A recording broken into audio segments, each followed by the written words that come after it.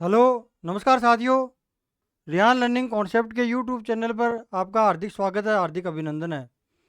आज के हम इस वीडियो में थॉमस होब्स, एक बहुत ही important political thinker, western political thinker, Thomas Hobbes की पॉलिटिकल फिलोसफी को समझने का प्रयास करेंगे। हमने पिछले वीडियो में, या हमारी जो पिछली वीडियो सीरीज थी वो हिग्गल पर थी। हिग्गल की हमने 5 वीडियो बनाए, टोटल 5 वीडियो बनाए हैं। अगर कोई भी विद्यार्थी, कोई भी स्टूडेंट हिग्गल की पॉलिटिकल फिलोसफी को समझना चाहता है, हिग्गल की कंप्लीट फिलोसफी को समझना चाहता है, तो हमारे द्वारा बनाए गए वो वीडियो वॉच करे और हिग्गल की फिलोसफी को समझे। हिग्गल की फिलोसफी हमारे द्वारा बनाए गए वीडियो में उसके क्लियर हो जाएगी, उसके समझ में आ जाएगी। आज के हम इस वीडियो में समझेंगे थॉमस होब्स। एक बहुत ही इंपॉर्टेंट पॉलिटिकल फिलोसफर है थॉमस होब्स। इनकी फिलोसफी को समझने का प्रयास करेंगे। ये जो वीडियो है मेन रूप से, मुख्य रूप से इनकी जो एक पुस्तक है लेवियाथन, लेवियाथन इनकी एक बहुत ही इंपॉर्टेंट बुक है। थॉमस होब्स ने राजनीति से जुड़ी बहुत सारी बुक्स लिखी हैं, उनकी भी हम चर्चा करेंगे। इसके पार्ट 1 और पार्ट 2 दो वीडियो आएंगे थॉमस होब्स के। पार्ट 2 में हम थॉमस होब्स की जो दूसरी अवधारणा है उनके बारे में डिस्कस करेंगे। आज के हम इस वीडियो में थॉमस होब्स की एक बुक है लेवियाथन, उसके बारे में डिस्कस करेंगे। कोई भी फिलोसफर, कोई भी फिलोसफर होता है, वो अपनी फिलोसफी बिल्ड करते समय कुछ क्वेश्चन के आंसर चाहता है। वो कौन कौन सी क्वेश्चन है? स्टेट से रिलेटेड। वही थॉमस होब्स ने किया। State, why do we need a state? राज्य की आवश्यकता क्यों है? हमें राज्य की आवश्यकता क्यों है? What is the state? पहला जो प्रश्न होता है, हम इस वीडियो में ये भी डिस्कस करेंगे कि होब्स पहले जो थिंकर्स आए थे, प्लेटो, मैकियावली, अरस्तु जैसे थिंकर्स, उनसे होब्स भिन्न क्यों हैं? होब्स के साथ पॉलिटिकल साइंस में नया क्या जुड़ता है, उसको भी हम डिस्कस करेंगे। होब्स, पहला जो क्वेश्चन है, पहला प्रश्न है, वो ये है कि what is state? What is state?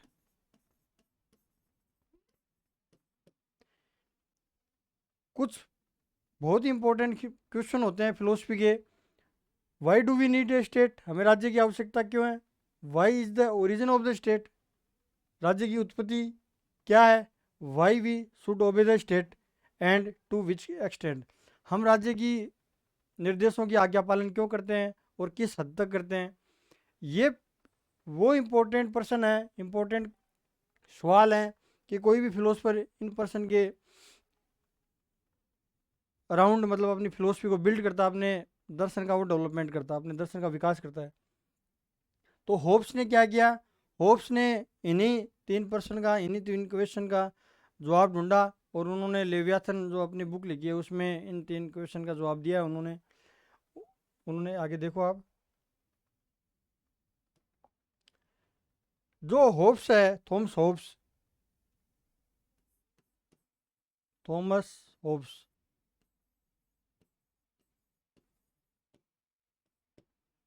Thomas Hobbes के बारे में नया क्या है? एक्चुअली थॉमस होब्स है वो साइंटिफिक रिवोल्यूशन से जुड़े हैं। जो 17वीं सेंचुरी में साइंटिफिक रिवोल्यूशन हुई थी, वैज्ञानिक क्रांति हुई थी, उससे थॉमस होब्स जुड़े हैं। और जो इंग्लिश सिविल वार हुआ था, इंग्लिश सिविल वार, दो इवेंट्स का थॉमस होब्स पर बहुत ज़्यादा प्रभाव है। इंग्लिश सिविल वार ये हुआ था 1642 से 1651 तक। और दूसरी जो साइंटिफिक रिवोल्यूशन जो 17वीं सेंचुरी में शुरू हो गई थी, होब्स गैलीलियो के भी संपर्क में थे, यूक्लिड से प्रभावित थे, फ्रांसिस बेकन से प्रभावित थे, इनसे होब्स प्रभावित थे। साइंटिफिक रिवोल्यूशन, साइंटिफिक रिवोल्यूशन, वैज्ञानिक क्रांति। होब्स को मेनली दो घटनाओं ने बहुत ज़्यादा प्रभावित किया। एक तो सिविल वार जो ब्रिटेन में होता है 1642 से 1651 तक, और दूसरी साइंटिफिक रिवोल्यूशन। उन्होंने मतलब कि होब्स को बहुत ज़्यादा इफेक्ट किया, उनकी पूरी फिलोसफी को शेप देने का काम किया। साइंटिफिक रिवोल्यूशन, होप से मुख्यतः एनलाइटनमेंट पीरियड, जो पुनर्जागरण का काल था, पुनर्जागरण का काल, उससे संबंधित थे, उससे रिलेटेड थे।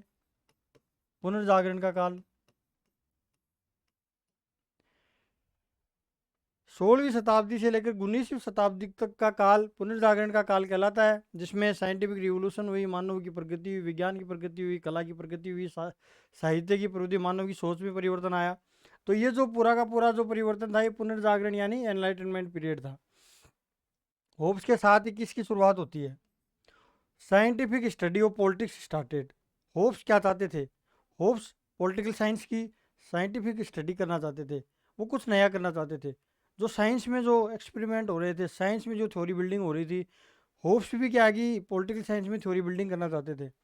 Scientific study of politics started, मतलब राजनीति का वैज्ञानिक अध्ययन शुरू होता है होब्स के साथ। राजनीति का वैज्ञानिक अध्ययन होब्स के साथ शुरू होता है। Politics divorced from ethics and religion. इस समय जो बिल्कुल एकदम होब्स क्या करते हैं, नया पॉलिटिक्स तलाक ले लेती है, बिल्कुल डाइवर्स कर जाती है। किससे? एथिक्स और रिलीजन से, नैतिकता और धर्म से बिल्कुल राजनीति को अलग कर दिया जाता है इस पीरियड में। आगे देखिए, होब्स क्या करना चाहते थे, यहाँ समझिए आप। Hobbes, Thomas Hobbes political science या पॉलिटिकल थ्योरी के साथ वो करना चाहते थे जो न्यूटन ने फिजिक्स के साथ किया। न्यूटन ने फिजिक्स के साथ क्या किया? न्यूटन ने भौतिक शास्त्र के साथ क्या किया? लॉ ऑफ ग्रेविटी दिया, गुरुत्वाकर्षण का नियम दिया कि वस्तुएं नीचे क्यों गिरती हैं, सभी प्रकार की वस्तुएं नीचे क्यों गिरती हैं। लॉ ऑफ मोशन, न्यूटन ने गति के नियम दिए।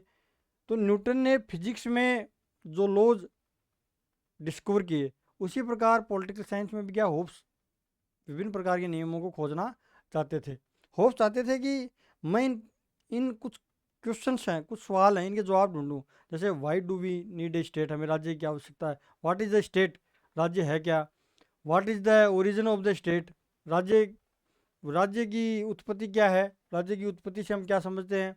और why do we obey the state, हम राज्य की आज्ञा का पालन को क्यों करते हैं और किस हद तक हम करना चाहते हैं। तो होप्स जो न्यूटन फिजिक्स के साथ करना करना किया था, जिस न्यूटन ने फिजिक्स के साथ जो किया था, वो होप्स किसके साथ करना चाह रहे थे? पॉलिटिकल थ्योरी के साथ करना चाह रहे थे। अर्थात वो पॉलिटिकल साइंस की साइंटिफिक स्टडी करना चाहते थे होप्स। पॉलिटिकल साइंस की साइंटिफिक स्टडी होप्स शुरू करना चाहते थे। और होप्स जिन पद्धतियों का प्रयोग करते हैं वो पद्धतियाँ होप्स फ्रांसिस बेकन, यूक्लिड, इनसे बोरो करते हैं। देखो आप, होप्स क्या डिस्कवर करना चाहते हैं, ये देखो ध्यान से। Hobbes explaining the origin of state and the reason for over obligation to state.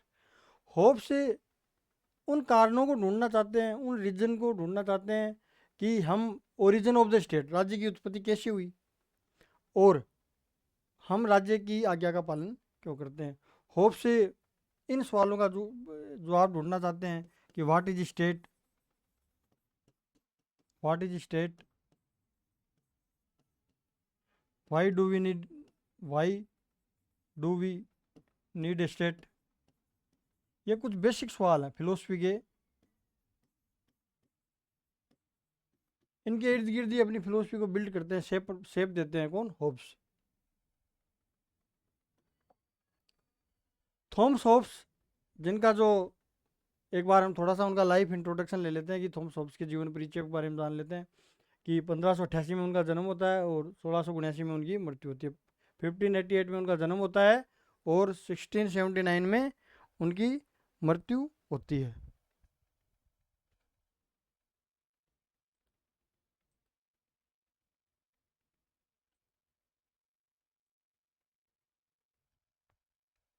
Hobbes Hobbes का जन्म इंग्लैंड में होता है 1588 में, मेल्मसबरी नामक जगह पर। और होब्स क्या शुरू से ही पुअर थे, गरीब थे, लेकिन फिर भी उनकी ऑक्सफोर्ड से उनकी स्टडी होती है, क्योंकि उनके अंकल ने उनका सहयोग किया था। होब्स के अंकल, उन्होंने उनका सहयोग किया। फिर होब्स धीरे धीरे क्या है कि केवेंडिश फैमिली के टच में आते हैं, जो रॉयल फैमिली होती है, केवेंडिश फैमिली, और विलियम केवेंडिश के ट्यूटर बन जाते हैं होब्स। विलियम केवेंडिश के ट्यूटर या शिक्षक बन जाते हैं, उनको विलियम केवेंडिश को होब्स पढ़ाते हैं। और केवेंडिश फैमिली के टच में, संपर्क में आने के कारण होब्स का क्या है कि मोनार्की के प्रति एक सॉफ्ट कॉर्नर डेवलप होता है। मतलब मोनार्की के प्रति एक सपोर्ट डेवलप होता है। उनका जो राजतंत्र है, जो मोनार्की है, ये राजा का जो शासन होता है, उसके प्रति उनका सॉफ्ट कॉर्नर डेवलप होता है और वो सपोर्टर बन जाते हैं किसके? मोनार्की के। अब हम देखते हैं कि होब्स की फिलोसफी को कौन से इवेंट ने सबसे ज़्यादा प्रभावित किया, कौन सी घटना ने होब्स की फिलोसफी को सबसे ज़्यादा शेप दी। वो है English civil war. English civil war 1642 में शुरू होता है और 1651 में ख़त्म होता है। लगभग 10 वर्ष तक ये चलता है होब्स का। ये जो इंग्लिश सिविल वार है, इंग्लैंड में जो गृह युद्ध चलता है, वो लगभग 10 वर्ष चलता है। ये जो सिविल वार है, ये पावर स्ट्रगल था। सत्ता किसके पास हो, पावर स्ट्रगल। मोनार्की और पार्लियामेंट के जो सपोर्टर थे, उनके बीच में एक पावर स्ट्रगल होता है। और इसमें क्या होता है, बहुत ही उस समय जो इंग्लिश सिविल वार होता है, उस समय बहुत ही unstable and chaotic situation England में हो जाती है। बहुत ही अस्थिरता, राजनीतिक अस्थिरता और अराजकता ब्रिटेन में फैल जाती है। जो मोनार्की और पार्लियामेंट के भीतर होता है, देखो, और बहुत ही unstable and chaotic situation create हो जाती है। और इसके बाद इस युद्ध में जो चार्ल्स वन होते हैं, चार्ल्स फर्स्ट, उनको एग्जीक्यूट कर दिया जाता है, उनका सरकलम कर दिया जाता है, उनको बी डेड कर दिया जाता है और मोनार्की को ख़त्म कर दिया जाता है। अर्थात पार्लियामेंट और मोनार्की की जो ये स्ट्रगल होता है, इस स्ट्रगल में क्या है कि पार्लियामेंट है, उसकी रिपब्लिकन फॉर्म ऑफ गवर्नमेंट की स्थापना की जाती है और मोनार्की को एबोलिश कर दिया जाता है। चार्ल्स जो फर्स्ट होते हैं, उनको बी डेड कर दिया जाता है। बी डेड मीन्स उनका सरकलम कर दिया जाता है, उनको ख़त्म कर दिया जाता है। और होब्स क्या करते हैं, होब्स को आभास हो जाता है, फ्ली टू फ्रांस। इसका मतलब है होब्स क्या करते हैं, होब्स ये युद्ध, ये जो सिविल वार है, ये स्टार्ट होने से पहले क्या फ्रांस चले जाते हैं, उनको आभास हो जाता है। ये जो इंग्लिश सिविल वार है, जो 1642 में शुरू होता है और 1651 में ख़त्म हो जाता है, ये सिविल वार, ये एक्चुअली है क्या, ये फाइट फॉर पॉलिटिकल अथॉरिटी है। अर्थात जो राजनीतिक जो सत्ता है, उसके लिए एक लड़ाई थी। लेकिन होब्स कहते हैं कि ये जो पार्लियामेंट और मोनार्की जो आपस में स्ट्रगल कर रहे हैं, पावर जो स्ट्रगल है, इनको एक्चुअली पता ही नहीं है। इनको पता ही नहीं है कि राज्य क्या है, what is the state, what is the origin of the state, why do we need a state. इनको पता होता तो ये स्ट्रगल करते ही नहीं। तो होब्स कहते हैं कि मुझे कोई आंसर नहीं मिला, मुझे कोई डेफिनेट आंसर नहीं मिला इन पर्सन का, why we need a state and why we should obey it. Hobbes tries to arrive the definite answer. होब्स क्या कोशिश करते हैं, होब्स इस सिविल वार से ये सीखते हैं और इन प्रश्नों तक पहुंचने की कोशिश करते हैं। और इस केओटिक और इनस्टेबिलिटी की जो इंग्लैंड में जो सिचुएशन है, इंग्लैंड में जो राजनीतिक अस्थिरता और अराजकता की जो स्थिति फैल गई थी सिविल वार के दौरान, इससे बाहर निकलने के लिए होब्स क्या है, रास्ता ढूंढते हैं। होब्स इन प्रश्नों का जवाब ढूंढते हैं, इन सवालों का जवाब ढूंढते हैं और पूरी की पूरी पॉलिटिकल थ्योरी अपनी बिल्ड करते हैं। राजनीतिक सिद्धांतों का निर्माण होब्स के द्वारा किया जाता है। आगे देखिए,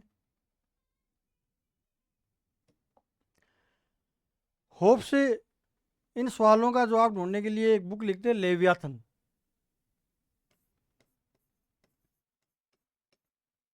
होब्स 1651 में एक बुक लिखते हैं, लेवियाथन, तिमिंगल, जिसको हिंदी में कहते हैं तिमिंगल।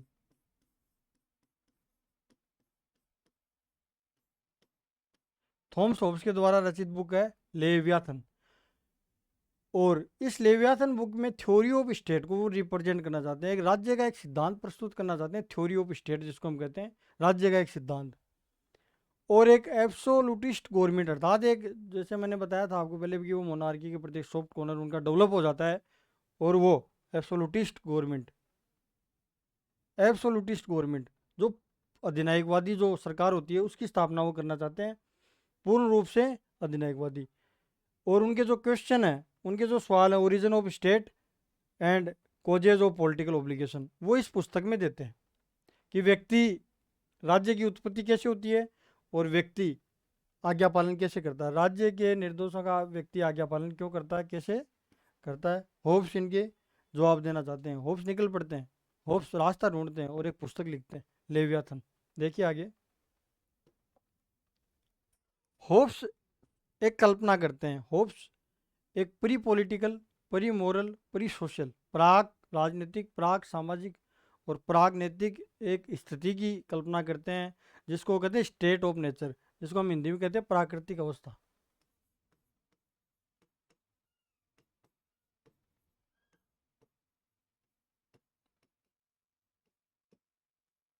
एक्चुअली में राजनीति विज्ञान जो पॉलिटिकल साइंस की जो शुरुआत होती है, पॉलिटिकल साइंस, वो राजनीति विज्ञान की जो शुरुआत होती है वो होब्स के साथ होती है।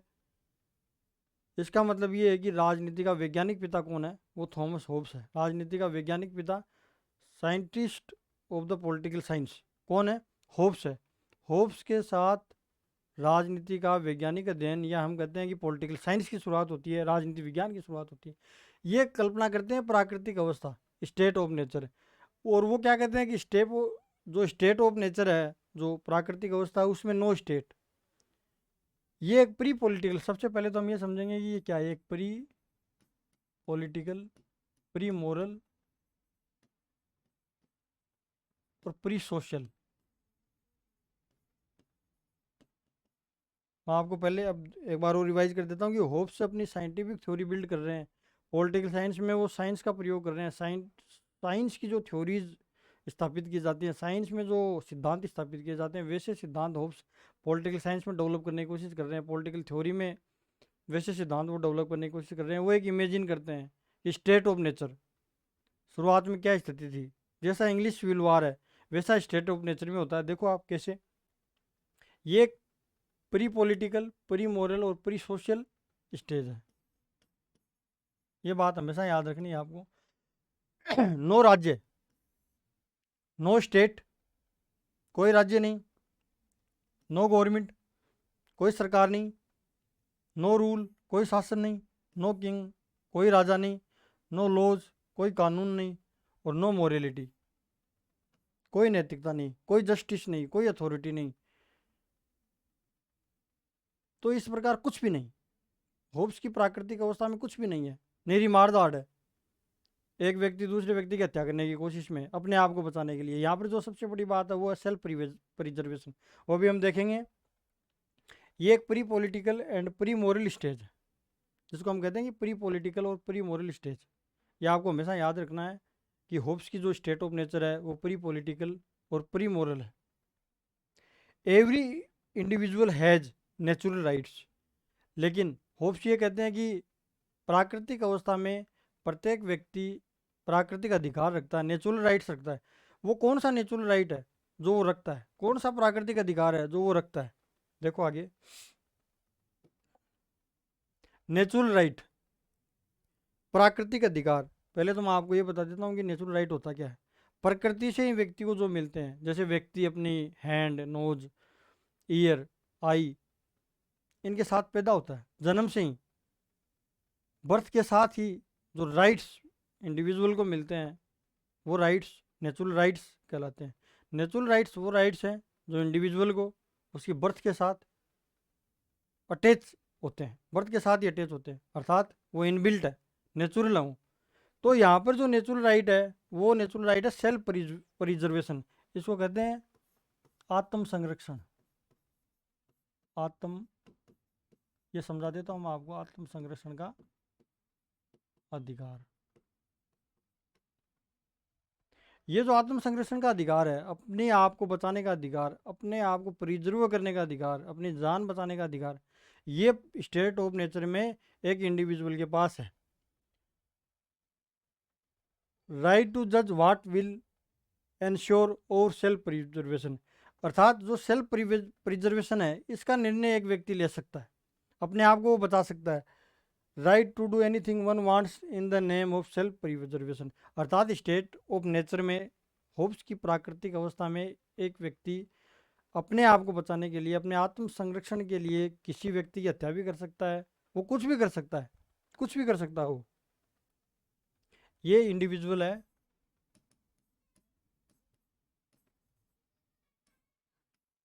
ये इंडिविजुअल अपने आप को बचाने के लिए सेल्फ प्रिजर्वेशन,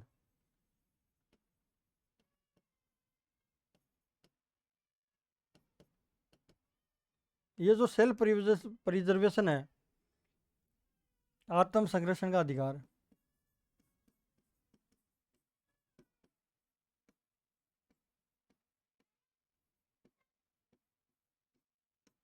व्यक्ति के, इंडिविजुअल के इंटरेस्ट के अराउंड, मतलब कि फिलोसफी बिल्ड कर रहे हैं। होप्स तो व्यक्तिवादी हैं, मतलब होप्स आदि से लेके अंत तक व्यक्तिवादी हैं। एक इंडिविजुअलिज्म की जो फिलोसफी है उसके भी कहीं ना कहीं प्रोटो लिबरल है होप्स। होप्स को प्रोटो लिबरल भी कहा जाता है, इसको हम आगे डिस्कस करेंगे कि होप्स को प्रोटो लिबरल क्यों कहा जाता है और इंडिविजुअलिज्म की फिलोसफी की शुरुआत कैसे होती है। देखो, तो व्यक्ति को नेचर ऑफ नेचर में नेचुरल राइट्स है, उसका नाम है सेल्फ प्रिजर्वेशन, आत्म संरक्षण का अधिकार। सेल्फ प्रिजर्वेशन, आत्म संरक्षण का अधिकार। इसके आगे देखिए, human beings are driven by desire and aversion. मतलब होप्स क्या यहाँ क्या कहना चाह रहे हैं, होप्स ये कहना चाह रहे हैं कि कि एक व्यक्ति स्टेट ऑफ नेचर में दो प्रकार की चीज़ों से चलता है, दो प्रकार की इच्छाएं हैं उसकी। डिजायर का मतलब इच्छा, जिनके नज़दीक, एवर्जन मतलब दूर भागना। दो चीज़ों से ड्राइवन होता है व्यक्ति, दो चीज़ों से संचालित होता है। एक तो डिजायर, जो जिसके व्यक्ति नज़दीक आना चाहता है। दूसरी चीज़ है एवर्जन, अर्थात जो जो चीज़ें जो जो चीज़ें व्यक्ति को तकलीफ देती है, पीड़ा देती हैं, कष्ट देती हैं, उनसे वो दूर भागता है। ऑल आर इक्वली स्ट्रोंग, इसका मतलब समझिए आप होप्स क्या कह रहे हैं। स्टेट ऑफ नेचर में सभी समान रूप से शक्तिशाली हैं। ऑल आर इक्वली स्ट्रोंग, कोई फिजिकली स्ट्रोंग है, कोई मेंटली स्ट्रोंग है। मतलब मैं आपको ये समझाना चाहूँ तो समझा सकता हूँ कि कोई व्यक्ति मान लो फिजिकल पावर में कमज़ोर है तो उसकी मेंटल स्ट्रेंथ ठीक होगी, और जो मेंटल स्ट्रेंथ जिसकी वीक होगी वो फिजिकली स्ट्रोंग होगा। जैसे मान लो कि मैं 5 ही फीट का हूँ, या फिर कोई व्यक्ति ये कहे कि मेरी हाइट कम है, 5 फीट का हूँ मैं, तो हो सकता है वो व्यक्ति इंटेलिजेंट हो, माइंड से इंटेलिजेंट हो, अर्थात उसकी जो फिजिकल जो वीकनेस है उसको कंपनसेट कौन कर रहा है, मेंटली स्ट्रेंथ। उसकी जो मानसिक जो बुद्धि है उसको वो क्षतिपूर्ति कर रही है। तो इसका मतलब होप्स कह रहे हैं कि ऑल आर इक्वली स्ट्रॉन्ग, कोई फिजिकली है तो कोई मेंटली है। All fight for the limited and scarce resources.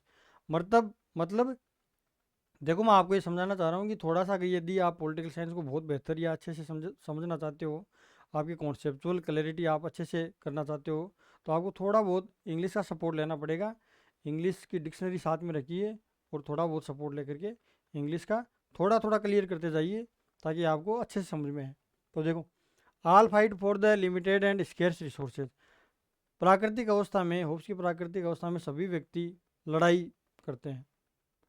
मतलब जो रिसोर्सेज है, जो संसाधन है वो लिमिटेड है, उनकी कमी है, इसलिए क्या है कि सब झगड़ा करते हैं, सब लड़ाई करते हैं। मतलब होप्स की प्राकृतिक अवस्था में मत्स्य न्याय प्रचलित है, जो हिंदी में हम कहते हैं मत्स्य न्याय, जिसमें बड़ी मछली छोटी मछली को खा जाती है। तो देखो, any one can kill any one, कोई भी व्यक्ति किसी को भी मार सकता है, क्योंकि कोई कानून नहीं है। No law no justice no morality, किसी प्रकार की नैतिकता नहीं है, किसी प्रकार का न्याय नहीं है, किसी प्रकार का कानून नहीं है, डेवलपमेंट का कोई स्कोप नहीं है, विकास का कोई स्कोप नहीं है, कोई मतलब अथॉरिटी नहीं है। People are selfish insecure quarrelsome but rational. ये बात आप सोचिए, ये इंपॉर्टेंट बात है। यहाँ पर देखो, होप्स क्या कहते हैं, पीपल्स आर सेल्फिश, स्वार्थी हैं लोग हैं वो। होप्स की जो स्टेट ऑफ नेचर है, स्टेट ऑफ नेचर,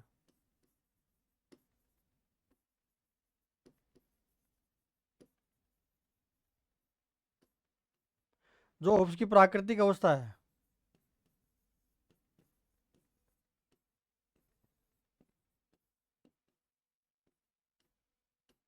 होप्स की प्राकृतिक अवस्था में पीपल्स आर सेल्फिश इनसिक्योर, असुरक्षित और झगड़ालू हैं।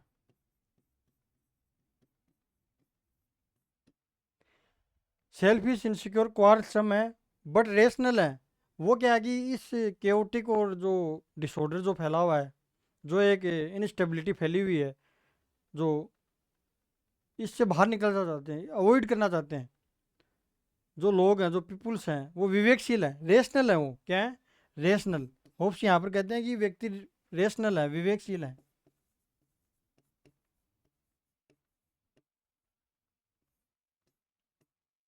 व्यक्ति क्या है, विवेकशील है, और विवेकशील होने के कारण वो इस भयानक जो प्राकृतिक अवस्था है इससे वो बाहर निकलना चाहते हैं, स्टेट ऑफ नेचर से वो दूर भागना चाहते हैं, उससे बाहर निकलना चाहते हैं। उसके लिए वो क्या करते हैं, एक समझौता करते हैं। होप्स यही तो कहते हैं उनका रीजन उनको गाइड करेगा समझौता करने के लिए, उनका रीजन उनको गाइड करेगा। देखिए आप, स्टेट ऑफ नेचर क्या है, थोड़ा समझिए। स्टेट ऑफ नेचर क्या है, प्राकृतिक अवस्था है क्या?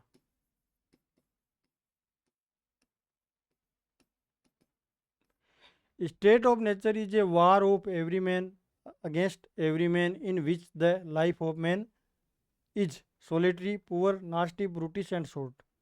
स्टेट ऑफ नेचर क्या है? प्रत्येक व्यक्ति के साथ लड़ाई है, जहाँ पर एक व्यक्ति का जीवन एकाकी, भयानक, क्रूर और दुखी है। देखो आप, state of nature is a war of every man against every man. War of every man against every man, प्रत्येक व्यक्ति के साथ, प्रत्येक व्यक्ति के विरुद्ध। यहाँ पर जो व्यक्ति का जीवन है वो कैसा है? सोलिटरी है, एकाकी, कोई फ्रेंड नहीं है, कोई रिलेटिव नहीं है, पुअर, गरीब, कुछ नहीं है उसके पास, डेवलपमेंट नहीं है उसका, बिल्कुल डेवलपमेंट का बिल्कुल स्कोप नहीं है, नास्टी, भयानक, ब्रूटिश, क्रूर, एंड शॉर्ट, छोटा, कोई कभी भी किसी को भी मार सकता है। तो इस टाइप की व्यक्ति की लाइफ है, nasty, brutish, short, solitary, poor. ये आपको शब्द याद रखने हैं, ये शब्द बहुत इंपॉर्टेंट है। होप्स कहते हैं कि स्टेट ऑफ नेचर क्या है? स्टेट ऑफ नेचर प्रत्येक व्यक्ति का प्रत्येक व्यक्ति के विरुद्ध एक युद्ध है, जिसमें प्रत्येक व्यक्ति का जीवन छोटा, एकाकी, गरीब, दुखी, भयानक है। देखो आप, नो सिविलाइजेशन, इस स्टेट ऑफ नेचर में किसी प्रकार की कोई सभ्यता नहीं है। नो डेवलपमेंट, किसी प्रकार का कोई डेवलपमेंट नहीं है। नो इंडस्ट्री, किसी प्रकार का कोई उद्योग नहीं है। नो मोरलिटी, नो किसी प्रकार की कोई नैतिकता नहीं है। No justice, no authority, no laws, किसी प्रकार का कोई कानून नहीं, कोई न्याय नहीं, कुछ भी नहीं। रेशनल मैन, ये जो रेशनल मैन है ये क्या करते हैं? होप्स यहाँ पर क्या अपनी साइंटिफिक थ्योरी से बिल्ड कर रहे हैं। देखो, साइंटिफिक सोच है, एक वैज्ञानिक दृष्टिकोण है। पहले सबसे पहले स्टेट ऑफ नेचर की कल्पना करते हैं, pre moral, pre political state of nature. उसमें टोटल कोरी नेरी मारदाड़ है, व्यक्ति, प्रत्येक व्यक्ति दूसरे व्यक्ति को मारना चाह रहा है। तो वहाँ से व्यक्ति को वो रेशनल बता के बाहर निकालने की कोशिश कर रहा है। कौन? होब्स, उसको बाहर निकालने की कोशिश कर रहे हैं, उसको अवॉइड कर रहे हैं। और वो एक सोशल कॉन्ट्रैक्ट करेंगे बाद में, उस सोशल कॉन्ट्रैक्ट को हम पढ़ेंगे। रेशनल मैन क्या है? ये जो विवेकशील प्राणी है, ये क्या कर रहा है? Avoid the state of nature, avoid करेगा इस स्टेट ऑफ नेचर से, वो बाहर बाहर निकलना चाहेगा। लेकिन निकलेगा कैसे? How to avoid the state of nature by a individual. वो किस प्रकार से स्टेट ऑफ नेचर से बाहर निकलेगा? तो देखो आप,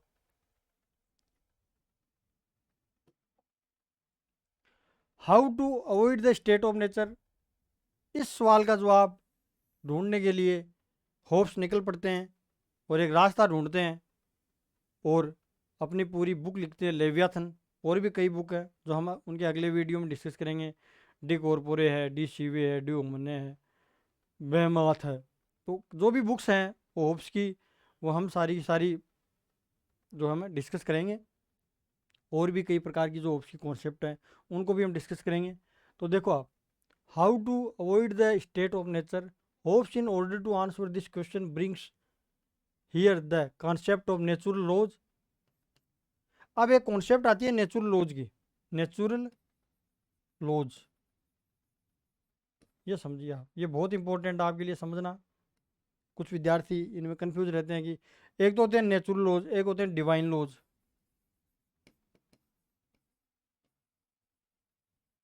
एक होते हैं पॉजिटिव लॉज। इनको समझाता हूँ मैं आपको, ये क्या होते हैं। आप समझिए पहले डिवाइन लॉज।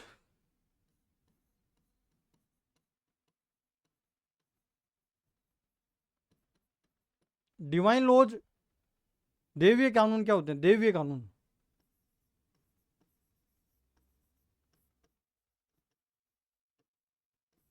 ये किसी व्यक्ति के द्वारा रिवील नहीं किए जाते, ये गॉड के द्वारा रिवील किए जाते हैं।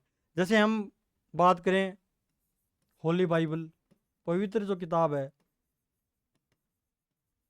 होली कुरान, कुरान,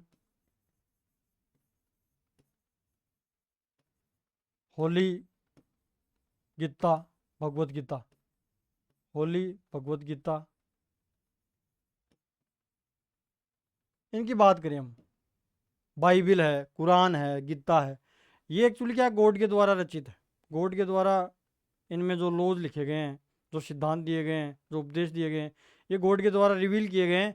इसलिए देवीय कानून है, देवताओं के द्वारा बनाए गए हैं और इन बुक्स में ये लिखे गए हैं। दूसरे हैं पॉजिटिव लॉज।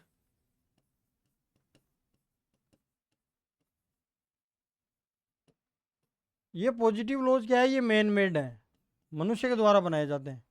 मैन मेड है, मनुष्य के द्वारा बनाए। किसके द्वारा बनाए जाते हैं? मनुष्य के द्वारा। एक्चुअली ये कानून मनुष्य खोजता है और मनुष्य बनाता है। जैसे ट्रैफिक रूल्स, सकारात्मक कानून होते हैं ट्रैफिक रूल्स।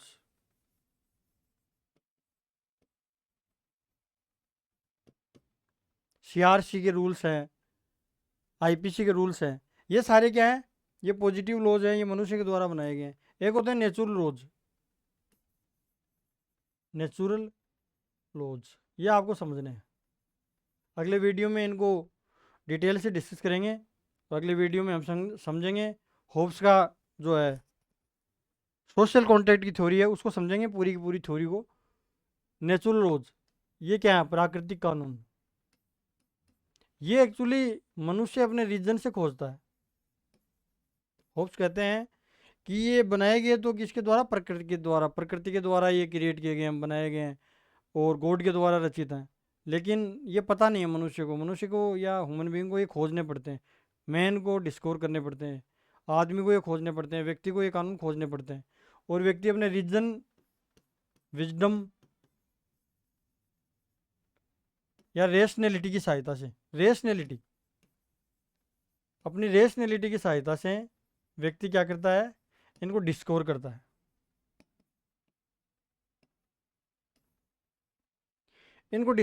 होप्स कहते हैं कि ये नेचुरल लॉज हैं, इनको डिस्कवर करेगा कौन? ये रेशनल मैन। और ये जो स्टेट ऑफ नेचर है इसको वो अवॉइड करेगा और कुछ कानून बनाएगा। होप्स 19 कानूनों का उल्लेख करते हैं। इनमें हम कुछ कानून देखेंगे कि होप्स ने कौन कौन से कानून बताए हैं। उसके बाद सोशल कॉन्ट्रैक्ट क्या होता है, होप्स कैसे एक एब्सोल्यूट गवर्नमेंट की स्थापना करते हैं, एक लेवियाथन की स्थापना करते हैं, उसको हम डिस्कस करेंगे अगले वीडियो में। होप्स के जो अन्य जो बुक्स हैं, मेजर वर्क्स हैं, उनको भी हम अगले वीडियो में डिस्कस करेंगे। और आप मेरे इस रियान लर्निंग कॉन्सेप्ट चैनल को सब्सक्राइब ज़रूर करें, शेयर करें, लाइक करें, कमेंट करें। Thank you so much.